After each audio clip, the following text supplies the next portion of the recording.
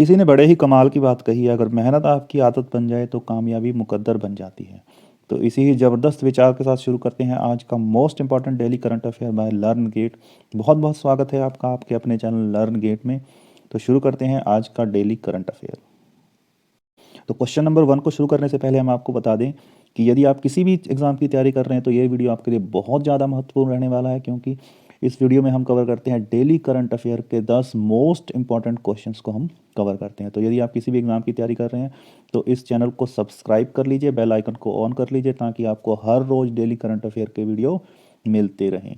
तो शुरू करते हैं आज का current affair, daily current affair के 10 मोस्ट इंपॉर्टेंट क्वेश्चंस।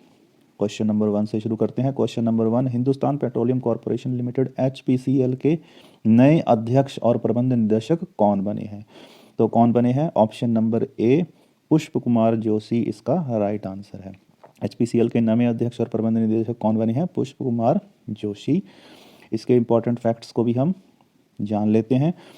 पुष्प कुमार जोशी तेल company Hindustan petroleum corporation limited HPCL के नए अध्यक्ष और प्रबंध निदेशक बन गए हैं। पुष्प कुमार जोशी मुकेश कुमार सुराणा का स्थान लेंगे। किसका स्थान लेंगे? मुकेश कुमार सुराणा का। अब इस क्वेश्चन में हमने क्या जाना? नए अध्यक्ष। तो टॉप नए अध्यक्ष के बारे में भी हम जान लेते हैं। केंद्रीय अप्रत्यक्ष कर एवं सीमा शुल्क सीबीआईसी के नए अध्यक्ष कौन बने हैं? विवेक जौहरी। आईएमएफ पर्वतारोहण फाउंडेशन की पहली महिला अध्यक्ष बनी है हर्षवंती बिष्ट। आईटीडीसी भारतीय पर्यटन विकास निगम के नए अध्यक्ष बने हैं साबित पात्रा। एनडीसी राष्ट्रीय रक्षा कॉलेज के प्रमुख कौन बने हैं? मनोज कुमार मांगो। आगे बढ़ते हैं क्वेश्चन नंबर 2 की तरफ। बहुत ही ज़्यादा इंपॉर्टेंट क्वेश्चन है। परम विशिष्ट सेवा मेडल पीवीएसएम और पद्मश्री सम्मान से किस भारतीय खिलाड़ी को सम्मानित किया गया है? तो किस भारतीय खिलाड़ी को पीवीएसएम परम विशिष्ट सेवा मेडल और पद्मश्री से सम्मानित किया गया है? तो option number D, Neeraj Chopra इसका राइट आंसर है। ऑप्शन डी, इनको किससे सम्मानित किया गया है? परम विशिष्ट सेवा मेडल और पद्मश्री से सम्मानित किया गया है। इसके इंपॉर्टेंट फैक्ट्स को भी हम जान लेते हैं। टोक्यो ओलंपिक में गोल्ड जीतने वाले खिलाड़ी नीरज चोपड़ा को परम विशिष्ट सेवा मेडल और पद्मश्री से सम्मानित करने की घोषणा कर दी गई है। Neeraj Chopra track and field event में गोल्ड जीतने वाले पहले भारतीय एथलीट खिलाड़ी हैं जिन्होंने टोक्यो में आयोजित टोक्यो ओलंपिक में 87.58 मीटर की दूरी पर भाला फेंककर गोल्ड को अपने नाम कर लिया था। तो ये पहले भारतीय एथलीट हैं जिन्होंने कि ट्रैक एंड फील्ड इवेंट में गोल्ड जीता है। इन्होंने 87.58 मीटर की दूरी पर भाला फेंककर गोल्ड को अपने नाम किया था। 2021 में भी इन्हें सम्मानित किया गया था मेजर ध्यानचंद खेल रत्न पुरस्कार से। 2021 में नीरज चोपड़ा को सम्मानित किया गया था। आगे बढ़ते हैं most important question, question number 3, Syed Modi international tournament badminton tournament कहाँ आयोजित किया गया? तो कौन सा tournament? Syed Modi international badminton tournament को कहाँ आयोजित किया गया? क्या कहाँ आयोजित किया गया? Option number A, Lucknow Uttar Pradesh इसका राइट आंसर है। Option number A. Important facts को भी समझ लेते हैं। Syed Modi international badminton tournament 2022 को लखनऊ में आयोजित किया गया, जिसमें पीवी सिंधु ने महिला एकल का खिताब जीता। किसने महिला एकल का खिताब जीता था? पीवी सिंधु ने। अब इस क्वेश्चन में हमने क्या जाना? खेल के बारे में। तो टॉप खेल से जुड़े प्रश्न के बारे में भी हम जान लेते हैं।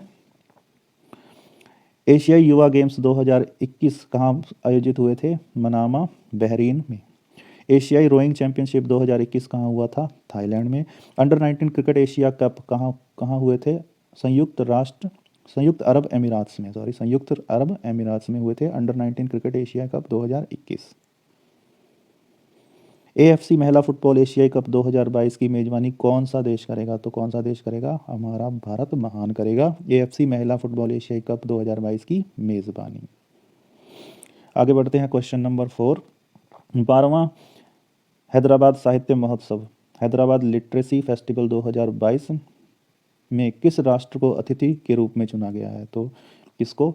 12वें हैदराबाद साहित्य महोत्सव हैदराबाद लिटरेसी फेस्टिवल में किसको एज अ गेस्ट कंट्री चुना गया है? तो किसको चुना गया है? ऑप्शन नंबर डी इसका राइट आंसर है। यूनाइटेड किंगडम को अतिथि के रूप में चुना गया है। इसके इंपॉर्टेंट फैक्ट्स को भी हम जान लेते हैं।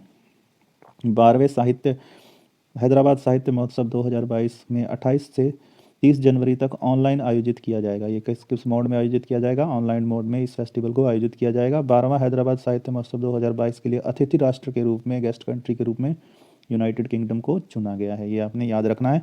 2022 में हैदराबाद साहित्य महोत्सव में पंजाबी को फोकस भाषा के रूप में चुना गया है। किसके रूप में? फोकस भाषा के रूप में कौन सी भाषा को चुना गया है? पंजाबी को। आगे बढ़ते हैं question number 5। A little book of India पुस्तक को किसने लिखा है? लिटिल बुक ऑफ इंडिया पुस्तक को किसने लिखा है? ऑप्शन नंबर डी इसका राइट आंसर है, रस्किन बॉन्ड ने। रस्किन बॉन्ड ने लिखा है a little book of India पुस्तक को। अब इसमें हमने क्या जाना पुस्तक के बारे में और उसके लेखक के बारे में, तो टॉप 5 पुस्तकें और उनके लेखकों के बारे में भी हम जान लेते हैं। कमाला हैरिस फिनोमिनल वुमेन पुस्तक की लेखक हैं चिदानंद राजघटा। चिदानंद राजघटा कौन सी पुस्तक के लेखक हैं? Kamala Harris phenomenal women. AIIMS में एक जंग लड़ते हुए पुस्तक के लेखक हैं Ramesh Pokhriyal Nishank. Invisible empire the natural history of viruses पुस्तक के लेखक है Pranay Lal. John Lang wanderer of splendour of Hindustani the lawyer of the Rani पुस्तक के लेखक हैं Amit Ranjan. The story of first civilisation from Mesopotamia to the Aztecs इसके लेखक हैं सुभाष सेन गुप्ता। तो 5 पुस्तकें और उनके लेखक के बारे में भी हमने जान लिया है। दुनिया की सबसे मूल्यवान कंपनी कौन सी बन गई है? क्वेश्चन नंबर 6 है हमारा। दुनिया की सबसे मूल्यवान कंपनी कौन सी बन गई है? तो ऑप्शन नंबर डी इसका राइट आंसर है, एप्पल दुनिया की सबसे मूल्यवान कंपनी बन गई है। तो किसके अनुसार? इसके इंपॉर्टेंट फैक्ट्स को भी हम समझ लेते हैं। ब्रांड फाइनेंस 2022 में ग्लोबल 500 रिपोर्ट के अनुसार एप्पल कंपनी 2022 की सबसे मूल्यवान ब्रांड के रूप में अपनी स्थिति को बरकरार रखा हुआ है। 2022 में भी एप्पल सबसे मूल्यवान कंपनी बन गई है। 2022 में एप्पल कंपनी का ब्रांड वैल्यूएशन $355.1 बिलियन दर्ज किया गया है, जो कि पिछले साल की तुलना में 35% अधिक है। रिपोर्ट किसने जारी की है? ये रिपोर्ट जारी की है ब्रांड फाइनेंस ग्लोबल 500 ने। भारतीय कंपनी टाटा समूह भारत से और दक्षिण एशिया से सबसे अधिक मूल्यवान ब्रांड के रूप में उभरा है। टॉप 100 में शामिल होने वाला यह देश का इकलौता ब्रांड है। टाटा समूह की वैश्विक रैंकिंग 78 है। तो भारत से कौन सा समूह है जो सबसे टॉप 100 में आया है? टाटा समूह। तो टॉप 3 कंपनियों के नाम हम जान लेते हैं। टॉप 3 वर्ल्ड की टॉप 3 कंपनियां हैं एप्पल, अमेजॉन और गूगल। ये दुनिया की टॉप 3 कंपनियां हैं। अब सबसे पहले इसमें एप्पल आया है, तो एप्पल के बारे में इंपॉर्टेंट जानकारी भी ले लेते हैं। एप्पल जो है एक अमेरिकी बहुराष्ट्रीय टेक्नोलॉजी कंपनी है। ये क्या है? बहुराष्ट्रीय टेक्नोलॉजी कंपनी है। इसकी स्थापना 1 अप्रैल 1976 में हुई थी। इसका मुख्यालय जो है कैलिफोर्निया अमेरिका में है। इसके अध्यक्ष आर्थर डी लेविन्स हैं। इसके सीईओ टिम कुक हैं और सीओओ जेफ विलियम्स हैं। तो एप्पल कंपनी के बारे में हमने इंपॉर्टेंट इन्फॉर्मेशन ली। आगे बढ़ते हैं क्वेश्चन नंबर 7 की तरफ। करप्शन परसेप्शन इंडेक्स सीपीआई 2021 में भारत किस स्थान पर रहा है? तो भारत किस स्थान पर रहा है? ऑप्शन नंबर ए 85वें स्थान पर इसका राइट आंसर है। इसके इंपॉर्टेंट फैक्ट्स को भी हम समझ लेते हैं। ट्रांसपेरेंसी इंटरनेशनल ने भ्रष्टाचार धारणा सूचकांक 2021 को जारी किया है, जिसमें भारत का स्कोर 40 है और ये 85वें स्थान पर रहा है। इस रैंकिंग में डेनमार्क, फिनलैंड, न्यूजीलैंड ने 88 स्कोर किया है। इसी रैंकिंग में डेनमार्क, फिनलैंड, न्यूजीलैंड ने 88 स्कोर के साथ संयुक्त रूप से ये पहले स्थान पर रहे हैं। ये 3 कंट्रियां पहले स्थान पर रहे हैं। स्कोर कितना था? 88। इसमें पाकिस्तान का स्थान कितना है? 140वां है। सबसे आखिर स्थान इस लिस्ट में है दक्षिण सूडान का। ये आपने याद रखना है। और इस रिपोर्ट के जारीकर्ता कौन है? ट्रांसपेरेंसी इंटरनेशनल, जिनका की मुख्यालय जर्मनी के बर्लिन में है। आगे बढ़ते हैं क्वेश्चन नंबर 8। राष्ट्रीय प्रलय स्मरण दिवस 2022, इंटरनेशनल होलोकॉस्ट रिमेम्बरेंस दिवस 2022 कब मनाया जाता है? ऑप्शन नंबर ए इसका राइट आंसर है, 25 जनवरी को ये दिवस मनाया जाता है। इसके इंपॉर्टेंट फैक्ट्स को भी समझ लेते हैं। 25 जनवरी को हर वर्ष अंतर्राष्ट्रीय प्रलय दिवस के रूप में मनाया जाता है। यह दिवस 1941 से 1945 के बीच होलोकॉस्ट नाजी जर्मनी द्वारा यूरोपीय यहूदियों का नरसंहार की याद में मनाया जाता है। 2022 का इसका थीम था स्मृति, गरिमा और न्याय, मेमोरी, डिग्निटी और जस्टिस। इसका 2022 का थीम था। तो इसमें हमने क्या जाना? टॉप दिवस डेज के बारे में। तो टॉप जो डेज हैं उनके बारे में भी हम जान लेते हैं। जनवरी के जो टॉप डेज थे उनके बारे में हम जान लेते हैं। राष्ट्रीय युवा दिवस 2022 12 जनवरी को मनाया जाता है। अंतर्राष्ट्रीय शिक्षा दिवस कब मनाया गया? 24 जनवरी को। राष्ट्रीय पर्यटन दिवस 2022 25 जनवरी को, राष्ट्रीय मतदाता दिवस 2022 25 जनवरी को। तो टॉप दिवस है उनके बारे में भी हमने जान लिया है। आगे बढ़ते हैं क्वेश्चन नंबर 9 की तरफ।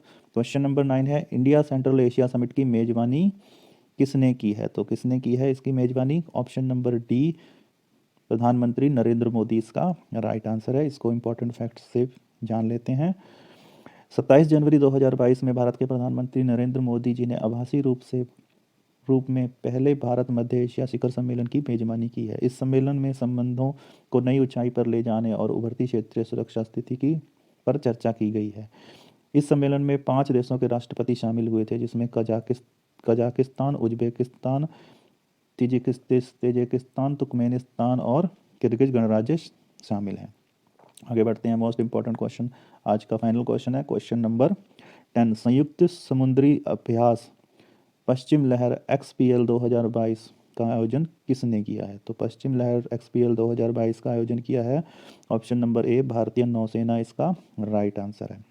इसके इंपॉर्टेंट फैक्ट्स को भी हम जान लें। भारतीय नौसेना ने की पश्चिम नौसेना कमान पश्चिमी तट पर एक संयुक्त समुद्री पश्चिमी लहर का आयोजन किया है। यह अभ्यास 20 दिनों तक जारी रहा है। भारतीय नौसेना, भारतीय थल सेना और भारतीय वायुसेना, भारतीय तटरक्षक सेना के बीच तालमेल बढ़ाने के उद्देश्य से इसका आयोजन किया गया। तो जो ये वाला है पश्चिम लहर XPL 2022 का जो समुद्री अभ्यास है भारतीय नौसेना द्वारा किया गया, और इसका जो उद्देश्य था वो भारतीय सेनाओं के बीच आपसी तालमेल को बढ़ाना था। तो इसी के साथ खत्म होते हैं आज के डेली करंट अफेयर के 10 मोस्ट इंपॉर्टेंट क्वेश्चन।